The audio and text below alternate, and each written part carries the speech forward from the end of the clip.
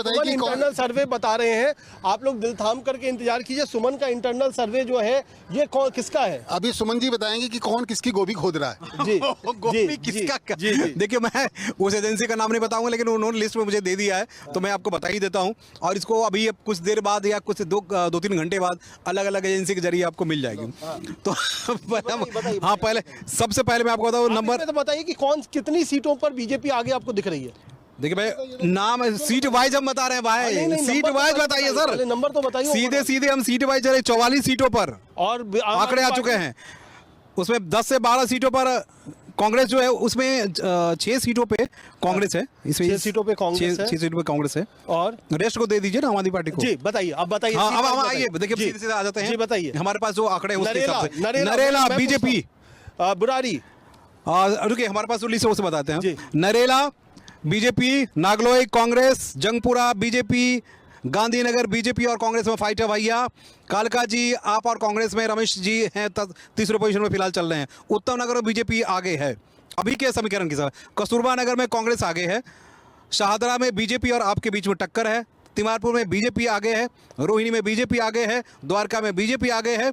सीमापुरी में कांग्रेस नंबर 1 पे है। मटिया महल में कांग्रेस नंबर 1 पे है। कृष्णानगर में बीजेपी नंबर 1 पे है। कोंडली में बीजेपी नंबर 1 पे है। गोंडा में बीजेपी नंबर 1 है। ब्रिजवासन में बीजेपी नंबर 1 है।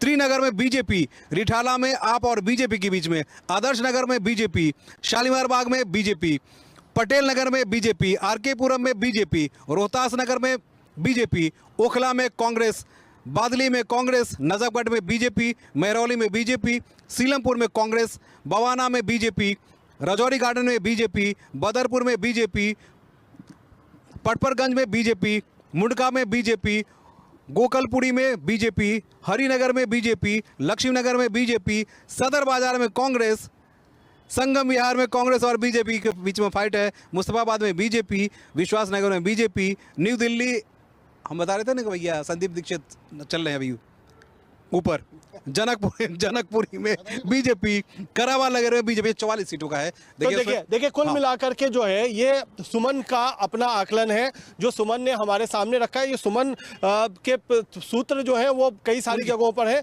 और सुमन ये पूरा आकलन कर रहे हैं क्या कि इतनी सीटों पर है। नंबर 1 कौन है? नरेला नंबर 1 कौन है? बीजेपी का आप बताया जा रहा है। उसके के बाद बादली में कौन है नंबर 1? बादली में जो तीनों में मुकाबला। नंबर 1 बताओ ना। नंबर 1 पे उसका कोई पता नहीं चलेगा। रिठाला में बीजेपी का कुलवंत राणा।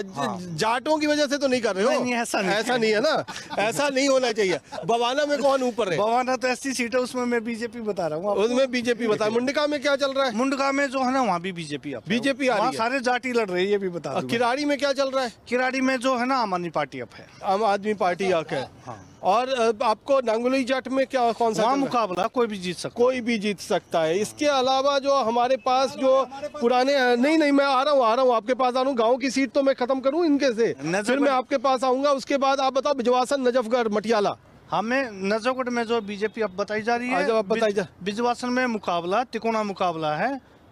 मतलब जहाँ भी आप कर रहे हो जहाँ वहाँ पे कांग्रेस का कुछ उम्मीद है कि नहीं है? हाँ बिल्कुल है, उम्मीद है। बिजवासन में उम्मीद है और कहीं उम्मीद है? आपने नांगलोई में कहा उम्मीद है? हाँ नांगलोई उम्मीद है, थोड़ी बहुत। महरौली, बादली में भी उम्मीद है? हाँ बादली में भी, महरौली में भी है। द्वारका में क्या चल रहा है? द्वारका में बीजेपी थोड़ा सा बताई जा रही है। विनय मिश्रा हार रहे हैं? हाँ हार सकते हैं। हार सकते हैं। वहाँ राजपूत लड़ रहे हैं, वहाँ जाट नहीं लड़ रहा है चुनाव। ये भी बता दो। ये बात सही है। और बताओ, आप आगे बताओ। और पालम है। पालम में क्या है? पालम में भी थोड़ा सा बीजेपी को अब बताया जा रहा है। अब बताया जा रहा है। हाँ। जी, इन्होंने जो आंकलन किया, इन्होंने 8 सीटों में बताया कि बीजेपी अप है, 2 में जो है टक्कर है और 1 में आप आगे है। बाकी मतलब इन्हीं के आंकलन। तो ये मोटे तौर पे आप समझ जाओ कि बीजेपी आगे है ग्रामीण इलाके में।